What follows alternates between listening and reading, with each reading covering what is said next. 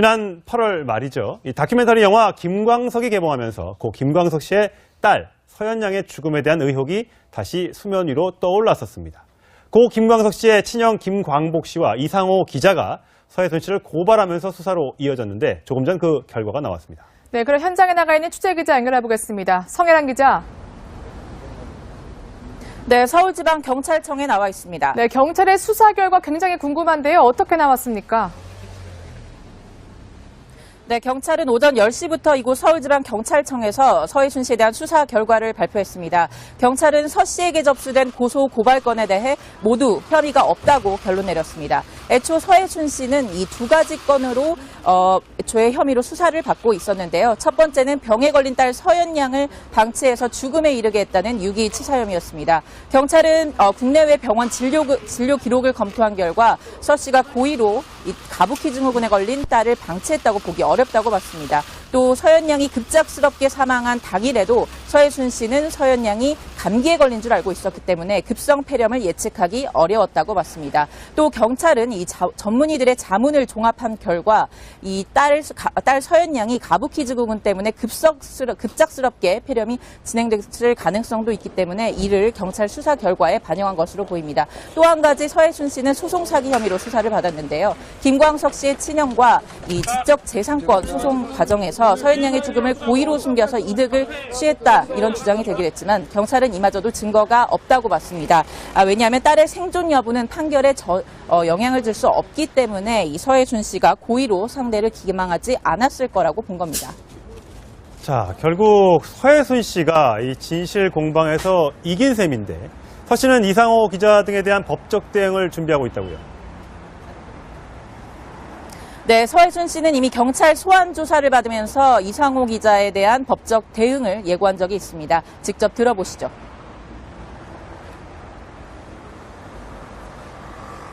철저하게 조사받고 나서 무고가 있으면 법적 대응해야 되겠죠. 네, 실제로 서혜순 씨는 영화 부러진 화살의 실제 모델을 변호했던 이 박훈 변호사를 선임해서 대응에 나서기로 했습니다. 서 씨 측은 영화 김광석을 제작한 이상호 기자와 고 김광석 씨의 형인 김광복 씨 모두에 대해 무고죄와 명예훼손 혐의로 고소할 예정입니다. 이상호 기자 역시 경찰에 출석하면서 법적 대응이 있다면 성실하게 응하겠다고 답한 바가 있는데요. 또 다른 소송 국면에 접어들 가능성도 있어 보입니다. 지금까지 서울지방경찰청에서 전해드렸습니다. 네, 서혜순 씨에 대한 수사 결과 발표 내용 다뤄봐야 될 것 같은데요. 백현주 동아방송예술대 교수 새롭게 모셨습니다. 네, 안녕하세요. 안녕하세요. 네, 일단 지금 서혜순 씨 혐의가 유기치사, 서현양을 방치했다는 거, 또 소송사기, 그러니까 서현양의 죽음을 속이고서 소송을 했다는 건데 다 죄가 없다는 거죠, 지금은? 그렇죠. 네. 일단 이게 완전한 최종 결론은 아닙니다.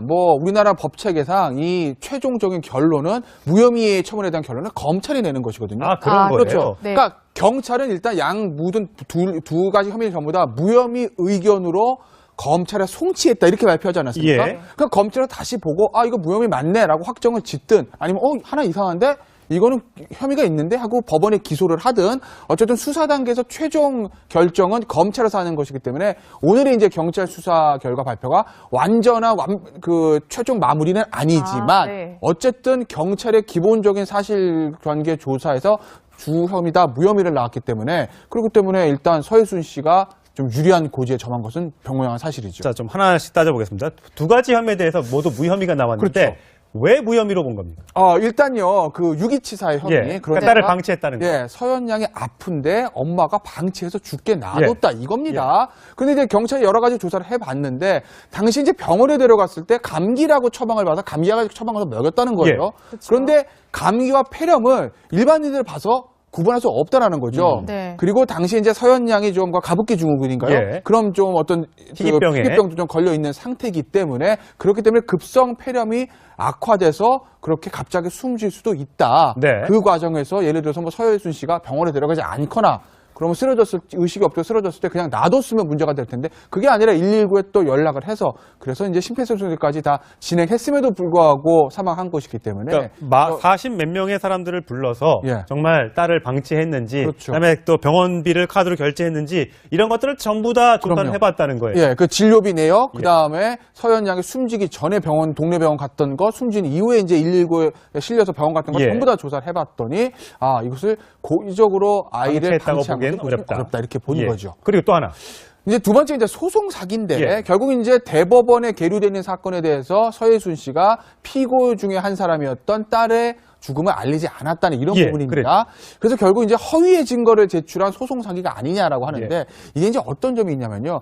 우리가 고의로 거짓으로 어떤 거짓 증거를 법원에 제출하거나 이렇게 해서 뭐 승소 판결 받았으면 소송 사기 입증하기 쉽습니다. 예. 근데 이것은 무엇을 적극적으로 한 게 아니라 안 한 것이거든요. 안 한 거죠, 예. 그 이제 전문용어로 부작위라고 그러는데 이런 경우에 과연 아이의 그 피고 당사자가 사망한 사실을 알릴 의무가 있느냐에 대해서 경찰은 그럴 필요가 없다라고 본 거죠. 네. 두 가지인데 어차피 아이가 죽었다고 하더라도 변호사가 있기 때문에 소송은 그대로 진행될 수가 있는 것이고 예. 또 하나는 이게 이제 결국 조정 합의 과정에서 끝난 건데 모든 재판의 쟁점이 아이가 살아있을 것을 전제하는 것은 아니다. 네. 아이가 죽었다고 알린다고 해서 소송 결과가 바뀌었을 것이냐 그렇게 보지는 않는다는 거죠. 그래서 이제 소송 사기에 대한 것도 혐의가 없음. 일단 경찰은 그렇게 잠정적 결론을 낸 겁니다. 악화돼서 그렇게 갑자기 숨질 수도 있다. 네. 그 과정에서 예를 들어서 뭐 서예순 씨가 병원에 들어가지 않거나 그러면 의식이 없고 쓰러졌을 때 그냥 놔뒀으면 문제가 될 텐데 그게 아니라 119에 또 연락을 해서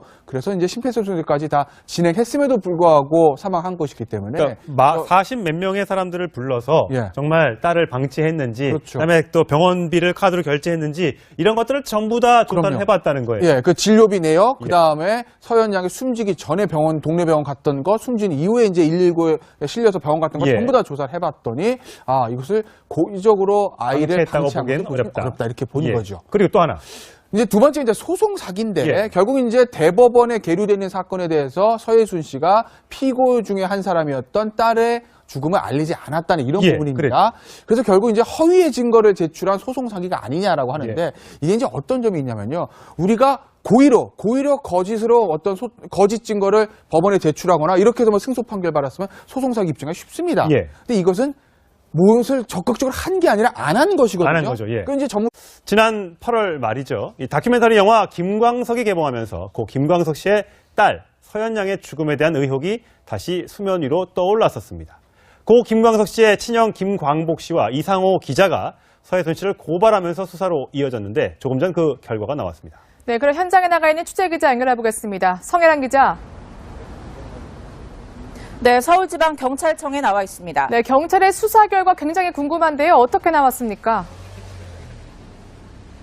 네, 경찰은 오전 10시부터 이곳 서울지방경찰청에서 서예순 씨에 대한 수사 결과를 발표했습니다. 경찰은 서 씨에게 접수된 고소 고발건에 대해 모두 혐의가 없다고 결론 내렸습니다. 애초 서예순 씨는 이 두 가지 건으로 애초에 혐의로 수사를 받고 있었는데요. 첫 번째는 병에 걸린 딸 서현 양을 방치해서 죽음에 이르게 했다는 유기치사 혐의였습니다. 경찰은 국내외 병원 진료 기록을 검토한 결과 서 씨가 고의로 이 가부키 증후군에 걸린 딸을 방치했다고 보기 어렵다고 봤습니다.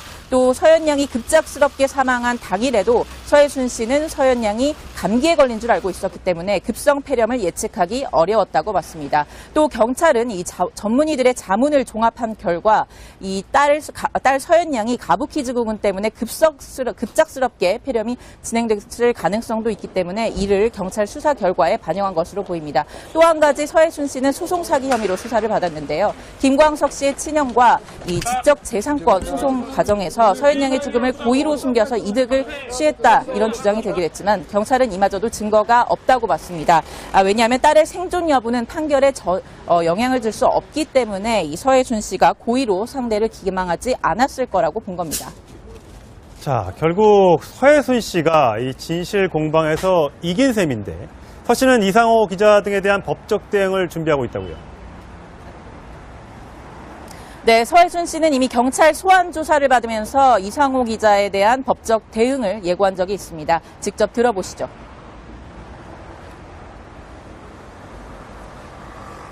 철저하게 조사받고 나서 두 가지 혐의를 전부 다 무혐의 의견으로 검찰에 송치했다 이렇게 발표하지 않았습니까? 예. 그러니까 검찰은 다시 보고 아 이거 무혐의 맞네라고 확정을 짓든 아니면 하나 이상한데 이거는 혐의가 있는데 하고 법원에 기소를 하든 어쨌든 수사 단계에서 최종 결정은 검찰에서 하는 것이기 때문에 오늘의 이제 경찰 수사 결과 발표가 완전한 그 최종 마무리는 아니지만 네. 어쨌든 경찰의 기본적인 사실관계 조사에서 주 혐의다 무혐의를 나왔기 때문에 그렇기 때문에 일단 서해순 씨가 좀 유리한 고지에 점한 것은 병명한 사실이죠. 자, 좀 하나씩 따져보겠습니다. 두 가지 혐의에 대해서 모두 무혐의가 나왔는데 그렇죠. 왜 무혐의로 본 겁니까? 일단요, 그 유기치사의 혐의. 예, 그러니까 딸을 방치했다는 거. 예, 서현 양이 아픈데 엄마가 방치해서 죽게 놔뒀다 이겁니다. 근데 이제 경찰이 여러 가지 조사를 해봤는데 당시 이제 병원에 데려갔을 때 감기라고 처방을 받아 감기약 처방을 먹였다는 거예요. 그런데 감기와 폐렴을 일반인들 봐서 구분할 수 없다라는 거죠. 네. 그리고 당시 이제 서현 양이 좀 가부키 증후군인가요? 예. 그럼 좀 어떤 희귀병에. 희귀병도 좀 걸려 있는 상태이기 때문에 그렇기 때문에 급성 폐렴이 네, 무고가 있으면 법적 대응해야 되겠죠. 네, 실제로 서해순 씨는 영화 부러진 화살의 실제 모델을 변호했던 이 박훈 변호사를 선임해서 대응에 나서기로 했습니다. 서 씨 측은 영화 김광석을 제작한 이상호 기자와 고 김광석 씨의 형인 김광복 씨 모두에 대해 무고죄와 명예훼손 혐의로 고소할 예정입니다. 이상호 기자 역시 경찰에 출석하면서 법적 대응이 있다면 성실하게 응하겠다고 답한 바가 있는데요. 또 다른 소송 국면에 접어들 가능성도 있어 보입니다. 지금까지 서울지방경찰청에서 전해드렸습니다.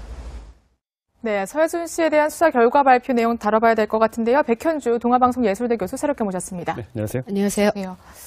네, 일단 지금 서해순 씨 혐의가 유기치사, 서현 양을 방치했다는 거, 또 소송 사기, 그러니까 서현 양의 죽음을 속이고서 소송을 했다는 건데 다 죄가 없다는 거죠, 지금은. 그렇죠. 뭐 네. 일단 이게 완전한 최종 결론은 아닙니다. 뭐 우리나라 법체계상 이 최종적인 결론은 무혐의 처분에 대한 결론은 검찰이 내는 것이거든요. 아, 그런 거예요? 그렇죠. 네. 그러니까 경찰은 일단 양 묻은 두